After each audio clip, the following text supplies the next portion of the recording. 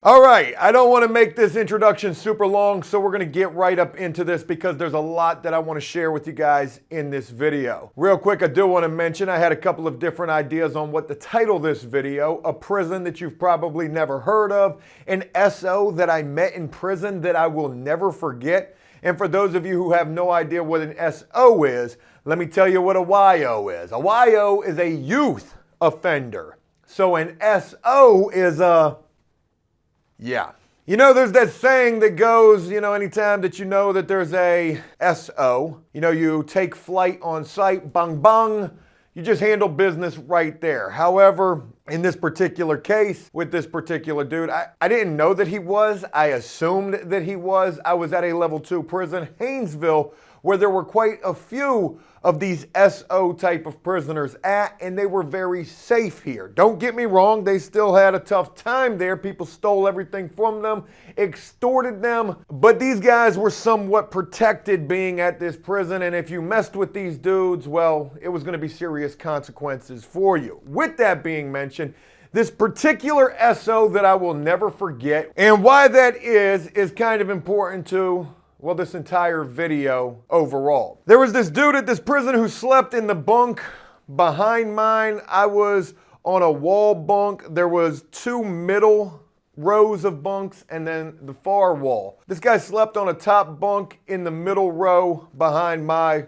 wall bunk. Little dweeby type of dude, looked the part, acted the part just based upon the stuff that he was watching on TV. We just interviewed a dude by the name of Chad. Chad talked about being in the feds at Lowe's, where there's tons of these SOs at, and the crazy stuff that they watch on TV. Yeah, I can remember that specifically with this particular dude. But the reason why I'll never forget this guy is because I learned a couple of things just seeing what happened to him. I guess it was nearing this guy's release date. Now, again, I didn't know what his charges were. I probably didn't want to know, because if I did, maybe I would have done something about it. I probably, in all certainty, didn't want to know what this guy was locked up for. But I think his release date was coming up, and then all of a sudden, one day, this dude came back from the counselor's office, and he was just snapping. And again, mind you, this dude was like yay big, dweeby, glasses, looked the part, and he is just snapping. I can't believe it, I can't believe it. And of course, I'm seeing this take place, and I'm like, damn. Like, did he just get off the phone? Did he just get some bad news? I didn't know what was going on with this dude. I never spoke one word to him. But I think later on, like, I would hear or overhear somebody say something along the lines of, yeah, dude just found out that he's not going home, and potentially he is never going home. And I didn't really know too much about what that meant. I would hear the word civil commitment getting tossed around, but I didn't really know what that meant. From what I gathered of that, it just meant that if you were an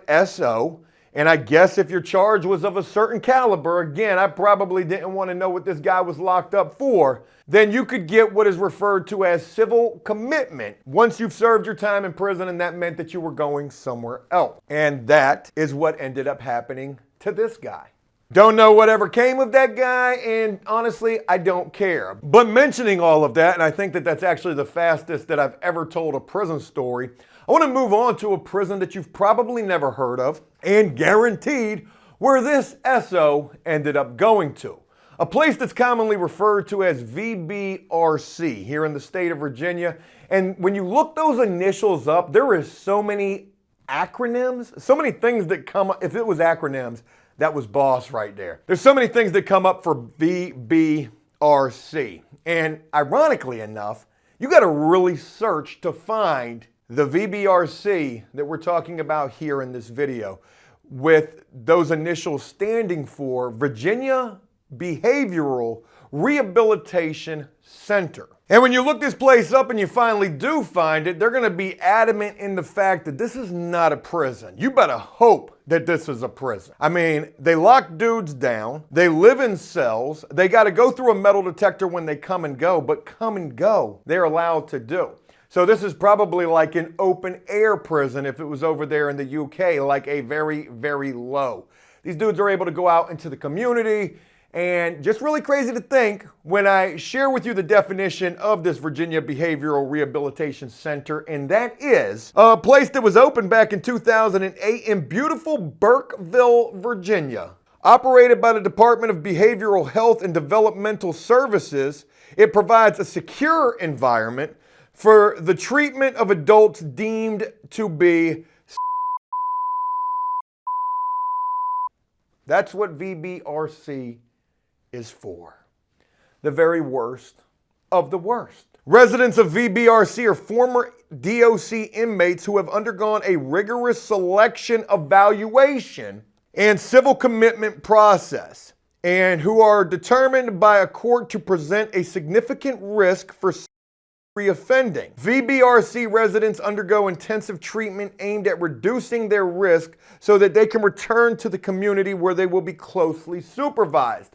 Now, here's the thing. Civil commitment is the term when you get sent to this place. I was interested to know, I really wanted to know, could civil commitment be a life sentence? Because going back years, I can't even remember how many years ago it was when I was at this prison, this level 2 Haynesville, with this SO that I will never forget. But in his little fit of, meltdown, one of the things that I'll never forget this dude saying was, "I ain't never going home. I'm never going home."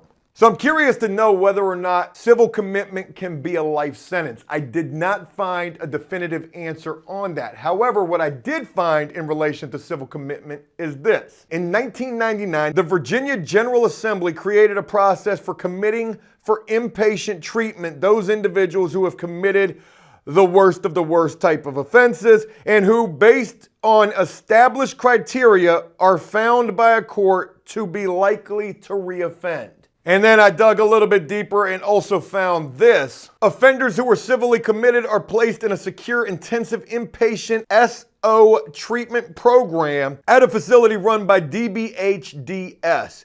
If civilly committed, the offender is entitled to an annual review hearing every year for the first 5 years and every 2 years thereafter. So, think about this. These SOs, these worst of the worst SOs, they do their prison sentence and then they get deemed to need civil commitment. Sounds like they could be there for a minimum of 5 years and then can get an annual review every 2 years thereafter those 5 years if they're still deemed to be a threat.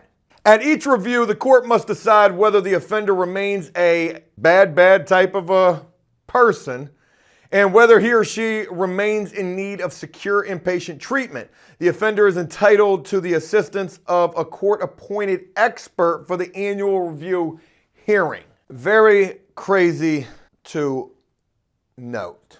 Now, if you're thinking to yourself that this is a good thing, the fact that, they have a place like this where these people with these worst of the worst type of charges are sent to after they get done serving their prison sentence, I ran across a news story that just came out in January of this year with a headline that reads, "Virginia bill would end civil commitment of SOs." Why? What? Well, what are we doing? First it's Mr. Potato Head, then it's Pepe Le Pew, and now it's this? I had to throw in some current events right there because I haven't had a chance to really talk about any of that. Yo, this world has gone bonkers. Bonkers. Mr. Potato Head, he's got a wife. He's got a wife. What? Virginia lawmakers are being asked to consider repealing a 22-year-old law that allows the state to commit certain SOs to a psychiatric facility after they complete their prison sentence. Why? What would be the reasoning for this? Unless it's something as soft as another story that I ran across with this headline here. SO claims he was unfairly punished for watching HBO.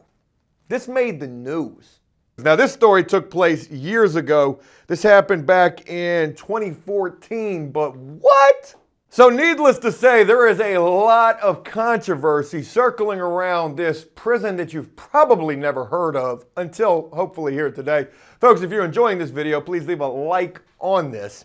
It would really mean a lot to me. It truly would. But speaking of controversy surrounding this place, I want to share with you guys the creme de la creme. The biggest story that I've ran across about this place, and God only knows there's probably more. But when I first started doing research about VBRC, I would run across a story that took place just last year. And the headline of this story is pretty intriguing. Shadow prisoner stabbed 14 times at I'm sorry, I've been mispronouncing that this entire time. VCBR. No wonder I couldn't find anything about this place when I was looking it up. I kept looking it up under the wrong Virginia Behavioral Rehabilitation Center. But instead it's Virginia Center for Behavioral Rehabilitation. Whatever, it's the same thing. Backwards or forward, it's an anagram. Yeah, folks, just hearing the headline of this story, I can imagine some of your reactions to this. But here's what makes this story so crazy. When this incident took place, this facility, however you put those letters together to make up the name of this place, actually tried to cover this up. I don't want to read this whole story, so I'm going to try to skim through this the best that I can to give you what this is about. But the story says, one day back in June 11th, 2020, a person being held at the Virginia Center for Behavioral Rehabilitation, VCBR, stabbed a fellow inmate, it's a prison, 14 times during their lineup for their daily pill calls. The victim was stabbed behind the ear and back repeatedly. The victim was soon rushed to a nearby hospital to get stitches. Piedmont Regional Jail has the alleged assailant being held on assault by wounding with stab cut wounds, and he is also charged with a misdemeanor according to Officer D. Wade. Hopefully you guys were able to follow right there. But moving on, the alleged assailant was transferred from VCBR to the Piedmont Regional Jail and charged by a magistrate, so it was not detected via a police scanner.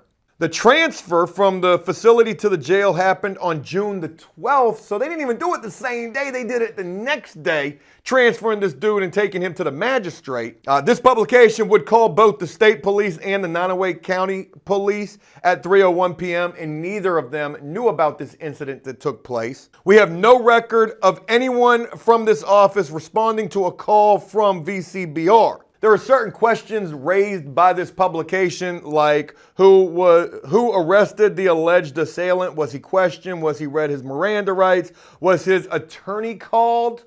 But even more interesting than all of that was how a witness who was at this facility recounts this event taking place. The witness says that he was standing next to the wall during the pill call, and all of a sudden a man came behind another inmate and stabbed him in the ear and back 14 times, and then he fell into a chair. There were no guards monitoring the lineup. The woman guard was in the office while the male guard was nowhere to be seen. As the victim fell into the chair, they all shouted out for help. The eyewitness explained that the guards were helpless, stating that the woman guard rushed out and said, "I do not know what to do," and watched the incident unfold. The attacker went back into his cell to try and hide his shank, and after 20 to 30 minutes, the guards finally came in there after him. Pretty crazy situation right there. I wonder what that whole incident was behind. We'll probably never know.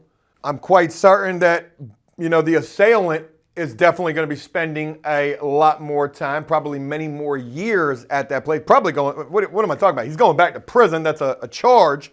But whatever the case is, I really just wanted to share this with you guys. This is insanity. Here's a place that they try to not refer to as a prison, where the worst of the worst, who after their prison sentence are housed at, where there's a Virginia bill just this past January trying to end this, where just last year a prisoner or inmate, whatever they refer to these folks there as, stabbed another guy 14 times. And the facility tried to sweep this under the rug. Oh, and where back in 2014 a prisoner was punished for watching HBO, as he probably should be, because God only knows what he was watching on there. A very secretive, despicable sounding type of a place. And you know what? Like the people who work at this facility, I'm sure that they believe, they have to, because I've watched videos about this place doing the research on this. They believe that they are trying to help these folks. And I know that that's what they are trying to do. But are these folks there helpable? Can people with these type of charges, I hate to categorize them like that, like them type of people, but Do you honestly believe, I'm asking all of you watching this video, or, do you believe SOs, and I'm talking about, the worst of the worst, do you believe that these folks can live a productive life afterwards? Me personally, I don't know. I'm going to be a hard sell for yeah, they can. I don't honestly know. I know that some will say, everybody makes mistakes. Is it a mistake or is it a way of thinking? I just don't honestly know. I share all of this with you guys, and I hope that I was able to educate you guys, intrigue, or interest you in a very, again, secretive type of place. It's almost like the Area 51 of the Virginia prison system. And I'll be curious to hear what all of you think about this. Hey, look, that's it. I hope somehow you guys enjoyed this video, and if you did so, please leave a like and a comment letting me know exactly what you thought about this. And as always, until next time, enjoy life, the free world, never take a moment for granted, and make the most of every day. Peace!